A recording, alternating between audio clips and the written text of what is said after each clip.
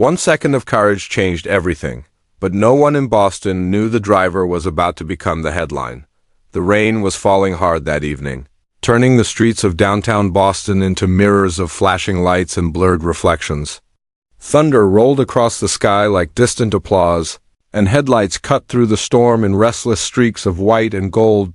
Daniel Carter tightened his grip on the steering wheel of his worn-out rideshare car, listening to the rhythmic tapping of rain against the windshield. The heater barely worked. The left door made a faint rattling sound every time he turned a corner. The car wasn't impressive, but it was reliable enough to help him earn a living, and right now, reliability mattered more than pride. His phone displayed the next pickup, Harbor View Gala. Daniel exhaled slowly. That address was not for people like him. The Harbor View Gala was where CEOs shook hands, where photographers lined the entrance, and where luxury cars lined the curb like polished trophies, but surge pricing was high tonight. Because of the storm. He glanced at the clock. If he completed one more ride, he could buy groceries for Lily and still have enough left to cover the electricity bill. Being a single father changed everything about his priorities. His daughter, Lily, was 8 years old, bright, curious, and far too perceptive for her age. Daniel had promised her pancakes in the morning if he worked late. That promise kept him going. He adjusted his jacket and drove toward the harbor. The city looked different in the rain, quieter, more reflective. As he passed through downtown, he noticed how people hurried under umbrellas, rushing between buildings, avoiding puddles and each other, life in motion. He pulled up to the Grand Hotel entrance. The building glowed under golden lights, towering and elegant, its glass doors shining like a different world entirely. Daniel stayed inside the car for a moment, wiping condensation from the window. Then he saw it. Chaos. Guests were gathering near the entrance steps. Security guards were pushing through the crowd. Someone was shouting instructions, and in the center of it all, a woman collapsed on the wet pavement. Her silver dress spread across the ground like liquid light. Rain soaked the fabric instantly, but no one seemed to notice the storm anymore. People were frozen, phones were out, but no one was helping. Daniel didn't think, he acted. He threw the car into park and ran. The cold rain hit his face immediately as he reached the scene. He pushed through confused guests, ignoring protests. She fainted. Someone call 911. Daniel dropped to his knees beside her. He checked for breathing. Barely. He felt for a pulse. Weak. Too weak. Her skin was pale, her lips slightly blue. Panic rippled through the crowd. Daniel's mind shifted automatically, training resurfacing from years ago, when he had once dreamed of becoming an emergency responder before life redirected him. He positioned her carefully, ensuring her airway was open. Clear space, he said firmly. His voice carried authority he didn't usually use. Most people stepped back. He began.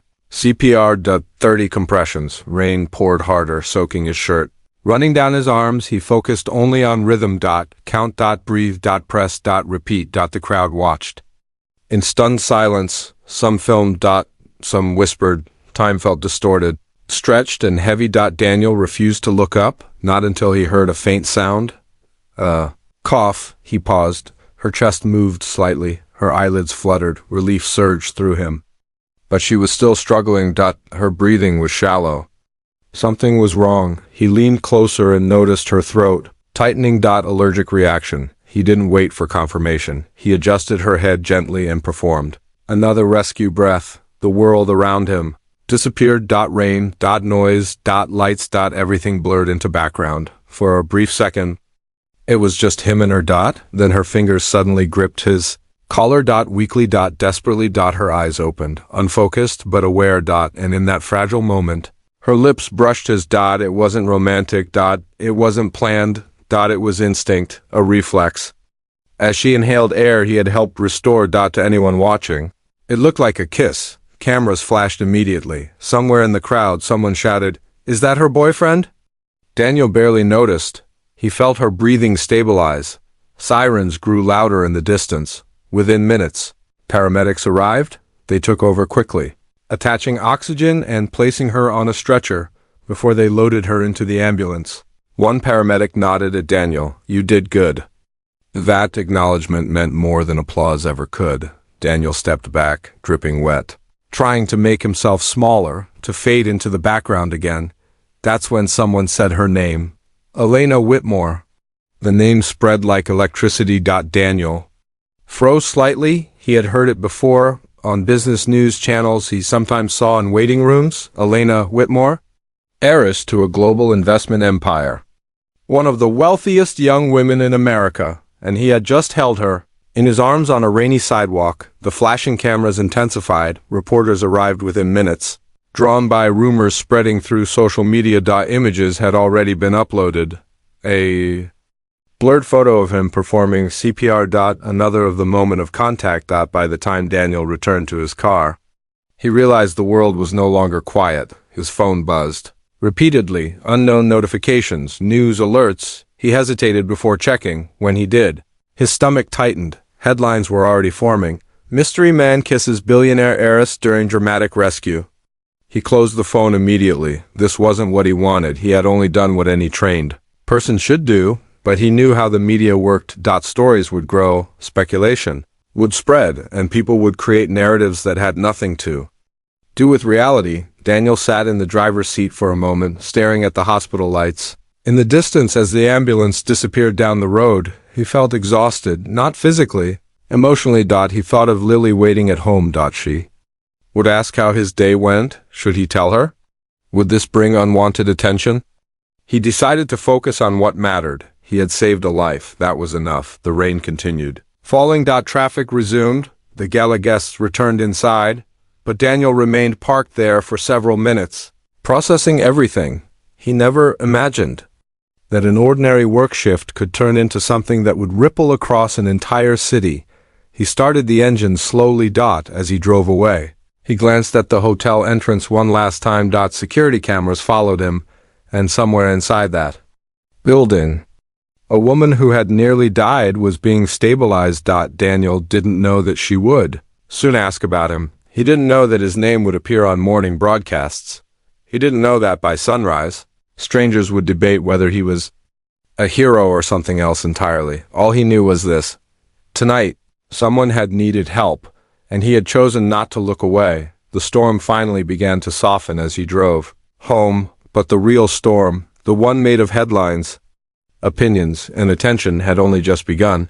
And before the night ended, Boston would start asking one question: who was the single dad driver who kissed a billionaire heiress to save her life? And why did it feel like this was only the beginning?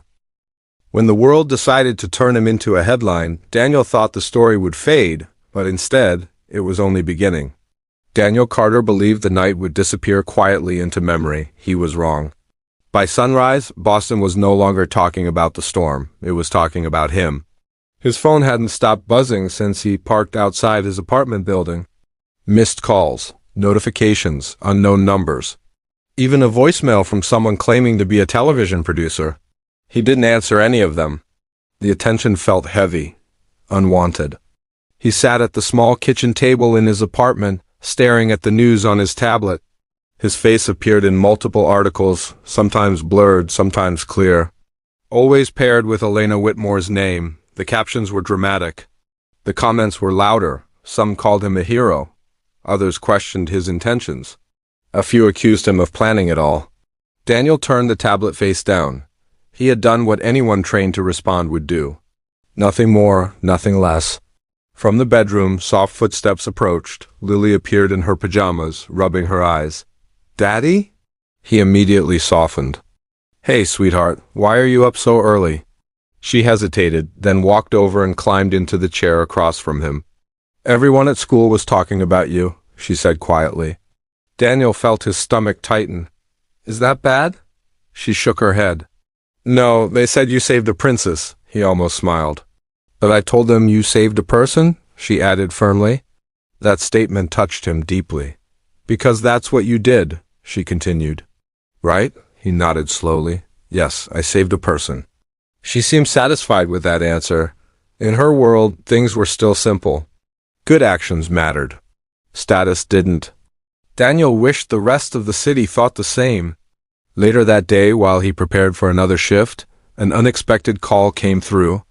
This time, the number was associated with the hospital where Elena had been admitted. He answered cautiously. "Mr. Carter?" a professional voice asked. "Yes, this is Elena Whitmore's office. She would like to speak with you directly." Daniel hesitated. "I'm not sure that's necessary," she insisted. A moment later, the line connected. "Daniel?" Elena's voice came through clearly, though slightly softer than before. "Elena," he replied. There was a brief pause, not awkward but thoughtful. "I wanted to thank you properly," she said. "You already did." "No," she replied gently. "I thank the emergency response system." "I want to thank you." Her sincerity made him pause. "I didn't do anything extraordinary." "You did," she insisted. "You acted without hesitation." Daniel leaned against the counter, lowering his voice. "I couldn't stand there and do nothing." "That's exactly why you're different." Her tone carried admiration, but not in a romantic sense, in a human sense. Daniel shifted uncomfortably. The attention felt unfamiliar. "I don't want this to become something it's not," he said honestly. There was a brief silence. Then Elena responded calmly. "Neither do I." Her clarity eased some of his concern. "I would like to meet you," she added, privately. Daniel considered the implications. Public attention was already intense. Meeting again could increase speculation. "I don't want trouble for you," he said. "Elena Whitmore does not allow trouble," she replied lightly. "I decide what becomes an issue." Despite her wealth and influence, there was something grounded in her tone. "And," she continued, "I believe gratitude should be expressed in person." After a brief pause, Daniel agreed. They arranged to meet in the hospital's private wing the next afternoon. When Daniel arrived, security escorted him quietly through a side entrance. No reporters, no cameras, just silence.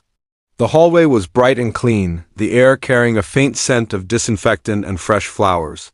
Elena was seated near a large window, sunlight illuminating the room. Without formal attire, she appeared more relaxed, but still composed. When she noticed him, she smiled warmly. "Daniel!" He nodded respectfully. "How are you feeling?" "Much better." He sat in the chair beside her bed, maintaining polite distance. "I reviewed the medical report," she continued.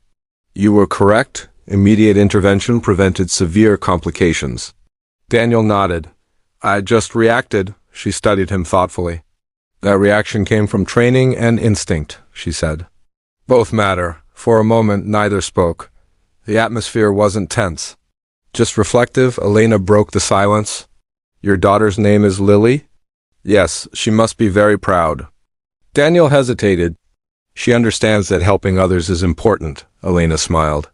"That foundation is stronger than most inheritances." Her words lingered in the room. Then her expression turned serious. "The media is misunderstanding the situation." Daniel sighed slightly. "That's what they do," she nodded. "But misinformation can damage reputations. I intend to address it." Daniel looked concerned. "You don't have to defend me." "I'm not defending you," she replied calmly. "I'm clarifying facts." Her confidence reassured him. By evening, social media debates had intensified. Clips replayed repeatedly. Slow-motion analysis of the moment their faces touched. Speculation filled discussion boards. But the hospital soon released an official statement confirming that Daniel S.'s actions were emergency life-saving measures involving airway management. That clarification reduced some of the rumors, but attention remained high. Meanwhile, Elena made an unexpected decision. She called her communications team and then announced a press conference. Daniel was informed shortly before it happened. He felt nervous. Public exposure wasn't something he sought. But Elena insisted on his presence. "This story belongs to both of us," she said firmly. The conference hall was filled with reporters. Cameras lined the back wall. When Elena entered, the room quieted instantly. Daniel walked beside her, dressed simply in a clean button-down shirt. Whispers spread immediately. She approached the podium. "Thank you for coming," she began. Her tone was composed and professional. "I would like to address the events of the recent emergency." She explained her allergic reaction clearly and factually. Then she turned toward Daniel. This man responded without hesitation. "No dramatization, just truth." She described the timeline, the CPR, the airway assistance. And then she addressed the viral image. The interaction, widely described as a kiss, was part of emergency airway response. It has been misrepresented. Her voice remained steady. I will not allow a life-saving act to be distorted. The room became silent. Reporters began asking questions, but the tone shifted from scandal to clarification. Respect began replacing speculation. After the conference ended, Elena and Daniel stepped outside together. For a moment, the noise felt distant. Are you comfortable with how this turned out? She asked gently. Daniel considered. It's more attention than I ever wanted, she nodded. But it's not negative anymore. He looked toward the city skyline. No, he agreed, it isn't. She smiled slightly. You did something powerful that night. You didn't wait for recognition. You didn't hesitate. Daniel shrugged modestly. I was just in the right place. She shook her head. No, you were the right person. Her statement lingered between them, not romantic, but deeply respectful. As days passed, media focus gradually shifted, from rumor to admiration, from gossip to heroism. Elena announced a foundation initiative focused on emergency response awareness in public spaces, and she appointed Daniel as the public training advisor, not as a figurehead, but as an active contributor. When she informed him, he was stunned. I can't take that role. You can, she replied confidently. Because you've already proven your capability. Her trust felt genuine. For the first time since the stormy night, Daniel felt that his actions could lead to something meaningful beyond his own household. Not wealth. Not fame, impact. One evening, after a long training session at a community center, Daniel returned home late. Lily was waiting up for him. She ran to him when he entered. Daddy, they showed you on TV again, he smiled softly. Did they say good things? She nodded. They said you're helping people learn how to save lives. He knelt down beside her. That's important. She wrapped her arms around him. I'm proud of you. Her words meant more than headlines ever could. Outside their small apartment, Boston continued talking. But the narrative had changed. What started as a viral misunderstanding became a conversation about preparedness, courage, and responsibility. And at the center of it stood a single father who had refused to look away during a crisis. Daniel never considered himself extraordinary. But the city was beginning to see him differently. Not because of a kiss, not because of wealth, but because in a moment when others hesitated, he acted. And sometimes that is enough to change not just one life, but an entire community. The storm that night had passed, but its impact was still unfolding. And neither Daniel nor Elena knew yet how deeply their worlds would continue to intersect. The city thought it was watching a scandal, but what it witnessed instead would change both their lives forever. By the time the headlines settled, Daniel Carter had already returned to his routine. Work, school runs, evening training sessions. Life did not pause for viral moments, and Daniel didn't want it to. But Boston was watching. The narrative had shifted from suspicion to respect, yet attention still followed him.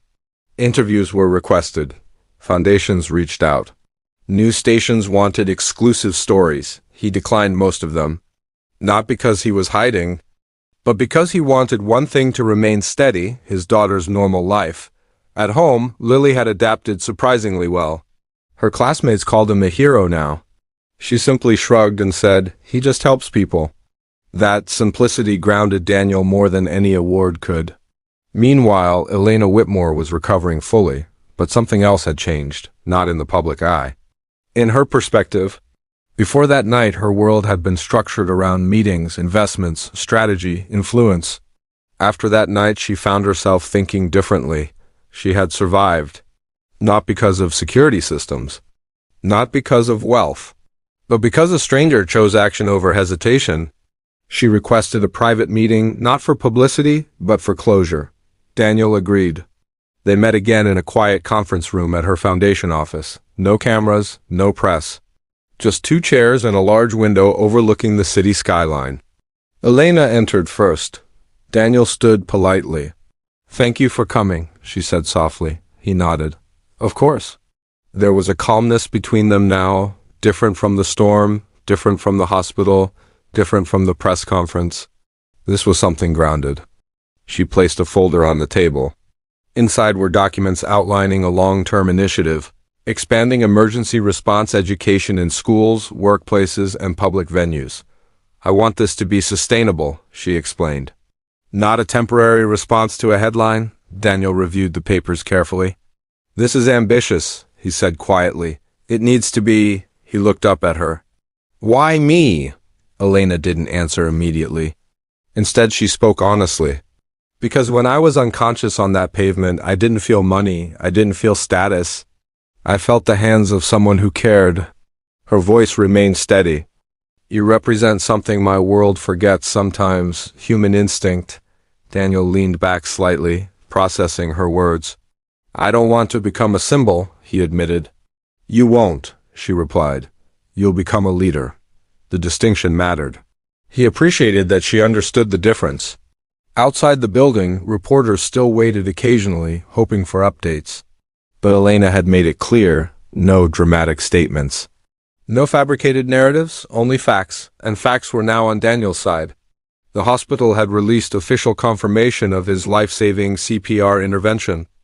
Medical professionals publicly acknowledged the importance of immediate response.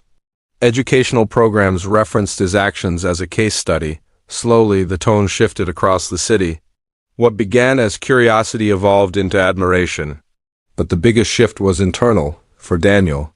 He had spent years believing he existed on the edges of society, a driver in traffic, a father juggling responsibilities, someone whose life revolved around survival. Now he realized something profound. He was capable of impact, not because of fame, not because of Elena, but because of who he already was.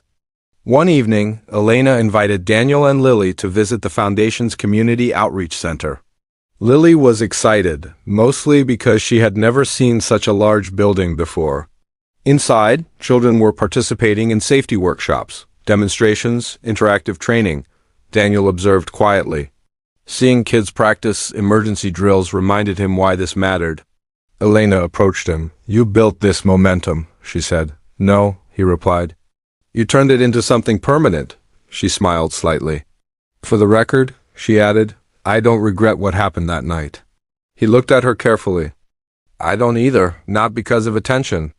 Not because of headlines, but because it led to meaningful change. There was no dramatic romance in that moment. Just understanding, respect, trust, two people from completely different worlds, connected by one life-saving decision. As weeks passed, Boston's conversation evolved again. Now it wasn't about the kiss.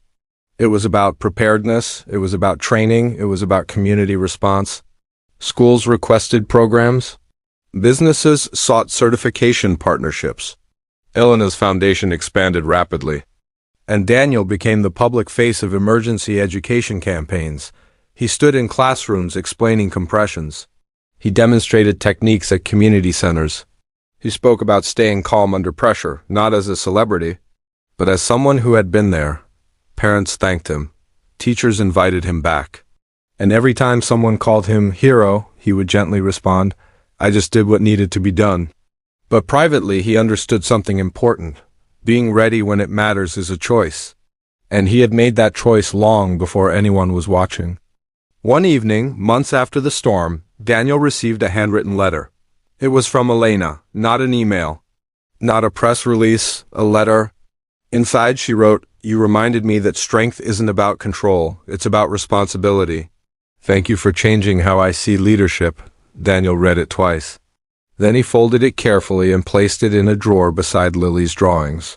That night, as he tucked his daughter into bed, she asked him something unexpected. Daddy, do you like being famous? He smiled gently. I don't think that's what this is. Then what is it? He thought carefully. It's responsibility. She nodded thoughtfully. Then she said something that surprised him. Maybe you and Ms. Whitmore help each other. Daniel paused. She continued. You saved her life. She helped you help other people. Out of the mouths of children, truth often sounds simpler. He kissed her forehead. Maybe you're right. Meanwhile, Elena faced her own changes. The board members who once focused solely on profit began embracing her expanded mission. Investments now included community safety initiatives, public health partnerships, emergency preparedness funding. Her influence, once measured in financial growth, was now measured in impact, and she valued it differently. One afternoon, she visited the community center alone, no entourage. She found Daniel reviewing training materials. They stood side by side quietly. The storm that once brought them together felt distant now. "Do you ever think about that night?" she asked softly. "Sometimes," he admitted. "Does it bother you?" He shook his head. "No, it reminds me that small decisions matter," she smiled. "It reminds me that unexpected moments can redefine everything." There was no dramatic tension, no romantic confession, just mutual respect deepening over time.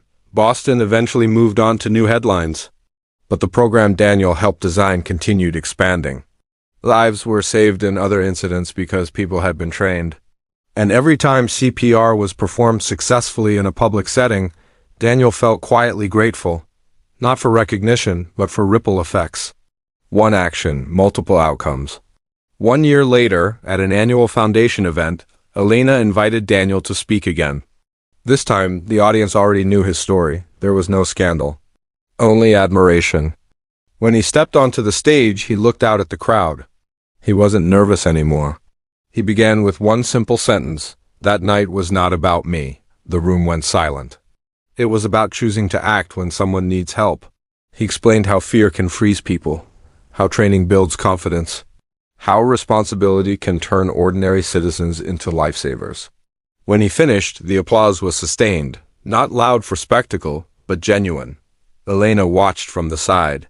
She felt something quiet but meaningful, pride, not romantic possession, not attachment, but shared accomplishment. After the event, she approached him. "You've changed this city," she said. Daniel shook his head. "We changed it." She didn't correct him, because she agreed. As the evening ended, Daniel stepped outside into the cool air. The sky was clear, no storm, just calm. He thought back to that rainy night, the chaos, the sirens, the moment he chose not to hesitate. He realized something powerful. Sometimes life does not announce its turning points. Sometimes it presents them quietly, in rain, on pavement, under flashing lights. And when those moments come, character determines outcome. Daniel didn't save Elena because she was wealthy. He saved her because she was human. And Elena didn't elevate Daniel because he became a headline. She elevated him because he acted with integrity. Together, they transformed misunderstanding into movement, and Boston learned that heroism isn't about status. It's about response. The kiss that shocked the city was never the true story, the courage was. And the ripple it created continues, in classrooms, in hospitals, in training centers, in families like Daniel and Lily's. The storm had ended, but its impact would last far beyond the rain. And in a city known for power and prestige, the greatest shock wasn't a scandal. It was discovering that the most valuable strength often comes from the quietest places.